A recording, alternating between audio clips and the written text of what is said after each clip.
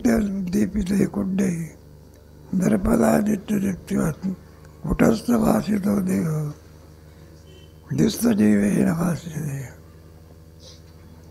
पहिले श्लोक आहे बा. खादित्य दीपिते कुंडे दर्पणादित्य दीप्तिवत् कुटस्थ भासितो देव दिस्त जीवेन. तेव्हा हे कुटस्थ दीप म्हणजे काय भानगड आहे. ते जे पंचदशी आहे ना ह्याच्यामध्ये परमात्मा तत्व कसं आहे. सद्रूप पुढे पुढे मग सद्रूपावरती 5 प्रकरण आहे. चिद्रूपावरती आणि पुढे आनंदावरती किती झाले असे 15 प्रकरण. तेव्हा हे सत्वरचं प्रकरण संपलं. 5 प्रकरण. कुटस्थ दीप म्हणजे हे शिष्यावरचे प्रकरण आहे.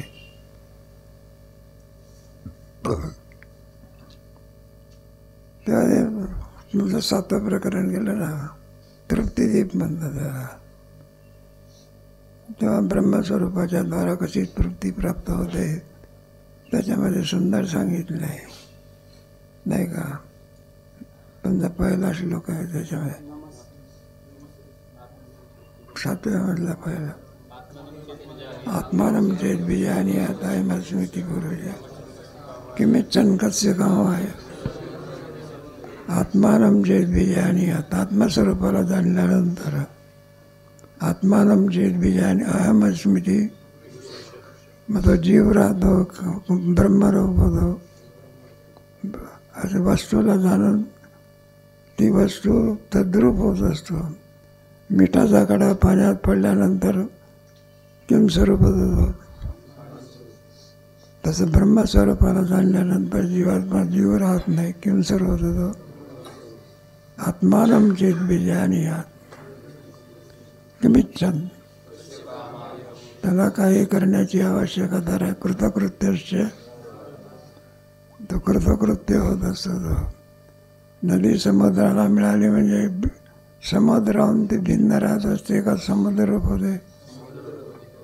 काय काय ओढा जरी असला तर जर नदीच्या द्वारा समुद्राला मिळाला तर समुद्र होतो. तसं आत्मस्वरूपाला जाणल्यानंतर जीव राहत नाही. किम स्वरूपात होतो. अयमस्मीति पुरुषा किमिच्छन्. संपला. किमिच्छन् कस्य कामाय. कशाची आवश्यकता राहत नाही. या श्लोकावर ते विद्यारण्याने 200 श्लोक लिहिले आहे. किती असं एकच श्लोक आहे बृहदारण्यक उपनिषदामधला. तेव्हा त्याच्यामध्ये काय आभासाचा विचार जास्त केला आहे. आभासाच्या आणखी हे सांगितलेलं त्याच्यामध्ये अज्ञान आवरण विक्षेप परोक्ष अपरोक्ष शोकनाश अशा 7 अवस्था कोणाच्या सांगितल्या. मग कुटस्थ राहिला ना. कोण राहिला मग तो कुटस्थ करता हे प्रकरण आहे. म्हणून मला आभास मी सांगितलं पण कुटस्थ राहिलेला आहे. कुटवण निर्विकार आहे नुसती कुटस्थ. त्याच्याकरता कुटस्थाचं काय स्वरूप आहे. कुटस्थ म्हणजे आत्मा बरं का. साक्षी म्हणजे आत्मा. कुटस्थ म्हणजे आत्मा. आत्मा म्हणजे आत्मा. हे सगळे आत्मवाचक शब्द आहे. तेव्हा जो निर्विकार असतो कोणत्याही प्रकारे विकार उत्पन्न होऊ शकत. ज्याच्या ठिकाणी विकार उत्पन्न होत असतो ते जड स्वरूप असते. कोणताच विकार उत्पन्न होत नाही त्याला काय म्हणायचं निर्विकार. असंग स्वरूपाचा आहे आत्मा. निर्विकार स्वरूपाचा मग त्याला कुटस्थ समजा. हे पाय तुमचं हे आकाश आहे. किती पावसाळा पडला तरी आकाश भिजत असते का मग. आणि आकाश भिजलं तर कुठे वाढवायचं. आपल्या झोपडीवर आकाश जसंच आहे. बरं किती अग्नी पेटला काय पेटला आकाश कुठे जळत असते का? आकाश जसं एखादा घट आहे मातीमध्ये, काय काय त्याच्याकडे, मग घटाच्या वेळेला माती वाढत असते का आकाश वाढत असते का? बरं, तो घट भासतात कुंभार लोक, त्याचा परिणाम मातीवर होत असतो, आकाशावर होत असतो का? आकाश जसं जे आहे, आकाश कशी घट फुटलं आकाश फुटत असते का? मग आकाशवत जसं म्हटलेलं आहे. असं जे तत्व आहे त्याला ब्रह्मतत्व असं म्हणतात, त्याला कुटस्थ असं म्हणत असतात. म्हणून पहिला श्लोक आहे त्याच्यामध्ये, खादित्य दीप्ती कुड्डे नरपदादित्य दीप्तिवत कुटस्थ भासितो देव.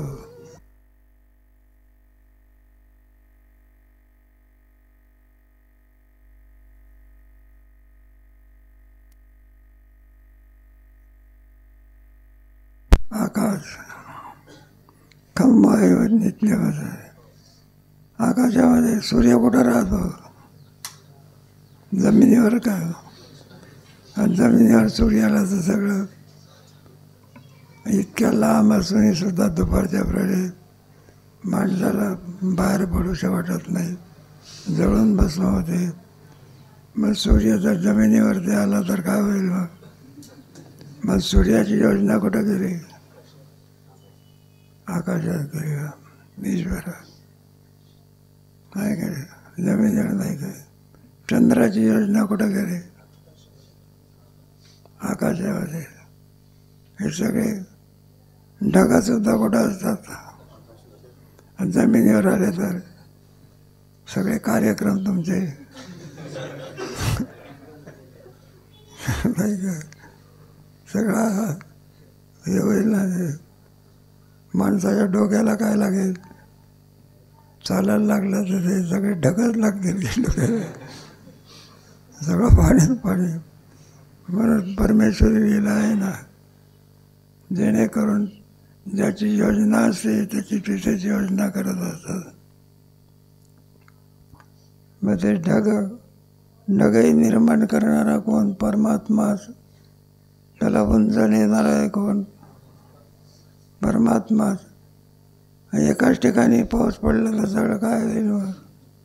मग एका ठिकाणी पाऊस पडत असतो की सगळ्या जगात पाऊस पडतो? मग कोणाचं कार्य आहे? त्याच्या पुढाची कोणतरी एक तत्व काय करावं लागतं.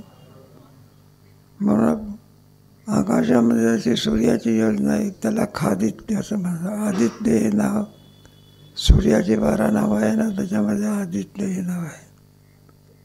मग सूर्य कुठं असतो? आकाशामध्ये. खादित्य दीपिते कुड्डे दर्पण आदित्य. एखादी भिंत आहे, हे भिंत कशामुळे दिसली आपल्याला? ते बस सूर्य जोपर्यंत आणि उगवत नाही तोपर्यंत भिंत दिसत असते का?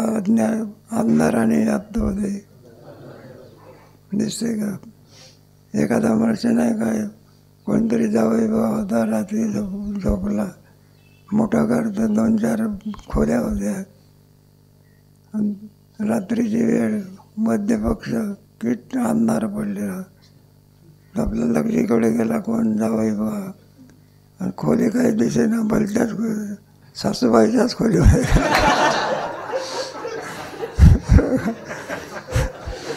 सासूबाई म्हणायला लागले, जावई भाऊ कशा करता आले? जाऊ द्या आपल्याला.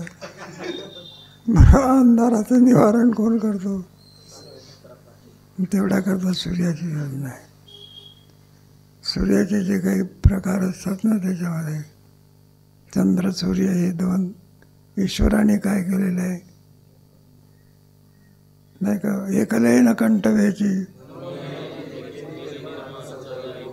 मग केली इंद्र, काय करे इंद्र तारांगणे. कारण प्रकाश कोण देईल?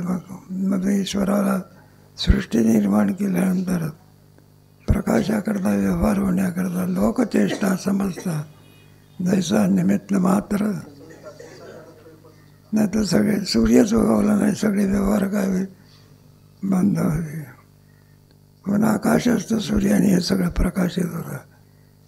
मग आकाशस्थ सूर्याने भिंत काय झाली, मग पहिला सामान्य प्रकाश, दुसरा प्रकाश कोणता, मग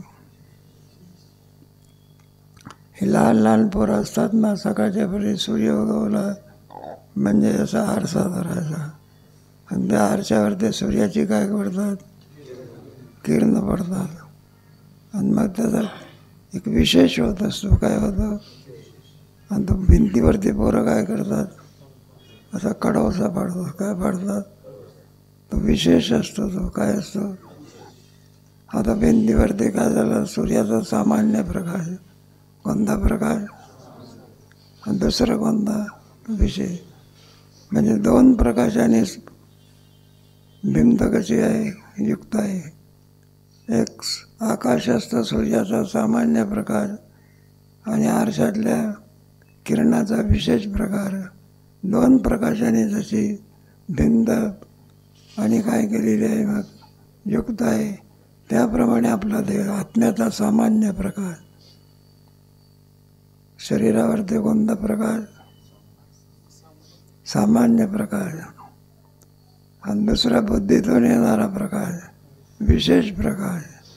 आपल्या शरीरावर किती प्रकाश झाले, दोन. ज्याप्रमाणे आणि त्या आकाशस्थ सूर्याचा भिंतीवर परिणाम होतो, त्याप्रमाणे कुटस्थ म्हणजे प्रकाश स्वरूप, आणि त्याच्या प्रकाशाने हे शरीर काय होते, प्रकाशित आहे. म्हणून खादित्य दीप्ती कुंडे दर्पणादित्य दीप्तिवत कुटस्थ भासितो देह. मग कुटस्थाच्या योगाने भासमान होणारा देह, कुटस्थ भासितो देह, दिसत जीवेन भास्यते. पुन्हा बुद्धीत प्रकाश पडलेला याच्यामुळे काय होते, मग प्रकाशित होते. असा जो कुटस्थ आहे त्याचा क्रमाक्रमाने काय करायचं आहे, अधिक विचार कधी करू, इथेच थांबा. आणली आहे का हाजरी, बरं मग तर हाजरीच नाही तर माझं तुमची हाजरी काय आहे, आणायचं आपले. मग इथेच थांबा. म्हणा आपला हनुमान जाय.